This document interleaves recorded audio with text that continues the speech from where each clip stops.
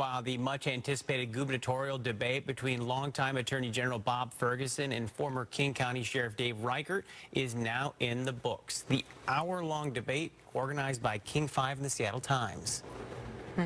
And the KREM 2 de Sol de Yakima covered a handful of statewide issues. And joining us to cover those issues in tonight's debate is Fox 13's Hannah Kim. She's live for us tonight with more from tonight's debate. Now, Hannah, we heard tonight's debate got a little rowdy. What was the first topic covered? Well, Sabira and Matthew, the first topic was public safety, and I'm going to get to that in just a second. But certainly Republican Dave Reichert and Democrat Bob Ferguson, they have gone after each other online and also in those political ads. But tonight, we got to see them in one room, face to face, and a significant portion of that one-hour debate was focused on public safety and crime. Take a listen. My plan includes putting into my first budget as governor $100 million to hire additional law enforcement officers all across the state. That's money that can be used by local jurisdictions to add to salaries or use for hiring bonuses. And after so many years in law enforcement, I find it interesting that all of a sudden Mr. Ferguson recognizes that there is a crime problem when he's been the Attorney General for 12 years. In fact, murders have almost doubled since the time he took office as Attorney General. Domestic violence is up 134%. Now, they did agree on one issue again, the public safety. They say that police staffing is too low. In fact, we are at the lowest number of officers per capita in the entire country. So both of those candidates agree on that issue, that something has to be done about that. And as they were on the issue of public safety, it took only about 8 minutes or so from the start of that debate for Ferguson to try to tie Reichert to Mr. Trump. Take a listen to one exchange. The people of Washington State, he's telling you that he doesn't support Donald Trump any longer. You reported this, Jim.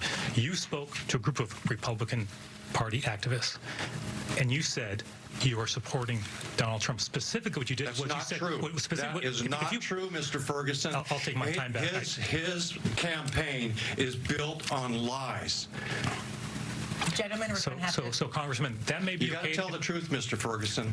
I'm going to interrupt you every time you lie. We're going to move on. You've got to tell the truth. Just to be clear, I'm not going to interrupt and lose my time. Every statement that you've made, every ad that you've had on TV. Gentlemen, I'm going to have to, Mr. Ferguson. Dave, you may think interrupting people is okay back in Washington, D.C., where you served. It's not okay here. I will not let you do it. Number two, it's been reported in the Seattle Times when you were asked about Trump. You said, if I say I'm supporting Trump, I'll be in trouble politically. What's my head doing? And you were nodding, and your own supporters acknowledged that, as was reported in the Seattle Times. So the idea that you're going to come here, Mr. Ferguson, you are obsessed with Donald Trump. I am not obsessed with Donald Trump. Please move off of Donald Trump and stop your obsession with Donald Trump.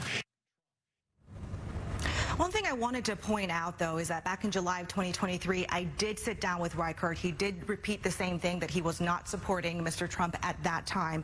Now, another important topic for a lot of voters is the topic of abortion. And Ferguson has gone after Reichert pretty hard on this issue, saying that he does not support women's rights. And so take a listen to this. You went back to Congress and you voted 3 times for a nationwide abortion ban that criminalizes doctors. Look, you do not support a woman's right to choose. So I actually voted 3 times for abortions, access to abortions at viability. It's almost the same law that exists here in Washington State, which is 24 weeks. So other topics that were discussed today, homelessness, climate change, and taxes. Was there anything hugely groundbreaking about any of it? That is up for the voters to decide. The question is, both candidates, I'm sure, are leaving tonight wondering, for those undecided voters, were they able to manage to sway any of them on their side? Guys, back to you.